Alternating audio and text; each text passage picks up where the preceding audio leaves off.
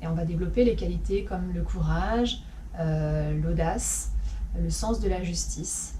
Et ça va nous permettre de dépasser les difficultés, certaines difficultés dans la vie. Alors quand on répète ce mantra Om Namah Shivaya ou bien le mantra de Durga Om Dum Durgaye Namaha, on trouve un bija mantra dans chacun de ces mantras. Le bija mantra, c'est l'essence du mantra. C'est le mantra très court qui contient toute la puissance, toute la formule mystique du mantra. Par exemple, Om Namah Shivaya, Om est le bija mantra, le pranava mantra. Et dans Om Dum Durgaye Namaha, le mantra de la mère divine, qui est aussi Shakti, c'est la force féminine qui manifeste la puissance dans Shiva. Donc on a tout être humain a en lui cette force masculine et féminine, Shiva Shakti, et sans Shakti, la force masculine ne peut pas se déployer. Donc on a ces deux tendances dans ces deux mantras. Et dans Om Dum Durgaye Namaha, le bija mantra c'est Dum. Dum est le bija mantra de Durga. On a toute la puissance de cette Shakti, de cette force dans cette syllabe unique, Dum. Alors on va voir, j'ai une petite liste d'autres bija mantras qui sont reliés à Shiva ou à Durga, notamment le bija mantra Om, H-A-U-M. Om, c'est Shiva, le yoga et les pratiques spirituelles, aussi associé, on l'avait vu dans un podcast précédent, au chakra de la gorge, chakra de la communication, Om. Également Rim, H-R-2-E-M. Rim, c'est le bija mantra de Shakti et aussi de la nature élevée. Krim, alors là on est encore dans plus de sévérité que Durga. Krim, c'est le bija mantra de Kali, c'est-à-dire la mère divine dans sa fureur. Au moment où on a besoin d'une force qui vient véritablement nous purifier, nettoyer quelque chose qui nous encombre, c'est Kali qui vient. Peut-être vous avez entendu parler, dans le calendrier hindou, on serait actuellement en train de sortir d'une ère qui a duré plusieurs dizaines de milliers d'années, voire davantage, plusieurs centaines de milliers d'années, qui s'appelle le Kali Yuga. On est en train de sortir, ou on est peut-être déjà sorti, de cette ère de Kali, où il y a tellement de conflits dans le monde, tellement de conflits en soi, et aussi apportant une opportunité de se purifier, de se mettre sur le chemin spirituel. Krim, Kali, la grande magicienne, qui est un autre nom de Durga. Et enfin, So, bija mantra de Shiva, mais aussi qui symbolise l'amour, la totalité, le bija du cœur. Puis pour terminer ce podcast, un détail important en matière de Japa Yoga. Japa Yoga, on l'a dit, c'est la répétition du mantra. C'est le nombre 108. 108, c'est considéré comme le nombre le plus sacré. Et c'est pour laquelle on répète les mantras souvent 108 fois et qu'il y a 108 perles sur les malas, sur ces chapelets qu'on va utiliser pour réciter, pour faire japa. Ou on peut faire aussi, on peut utiliser des multiples de 108, comme 54, 36, 12, qui vont permettre là aussi de réciter son mantra avec un temps plus réduit évidemment, parce que 108 fois, répéter 108 fois son mantra, on peut parfois prendre, ça peut parfois prendre plusieurs minutes, voire parfois plusieurs heures. Donc c'est important d'adapter la récitation de son mantra en fonction du temps dont on dispose. Et donc à ce moment-là, quand on ne peut pas faire 108 fois sa récitation, on l'adapte avec des nombres plus petits, mais en tout cas des multiples de 108. Voilà, donc pour se quitter aujourd'hui, on va réciter. On va chanter. Om. On a qu'à le chanter 9 fois. Voilà. Puisque c'est un bon multiple de 108, puis on a le temps. Donc, chez vous, vous pouvez vous asseoir en posture de méditation, les jambes croisées, inspirez,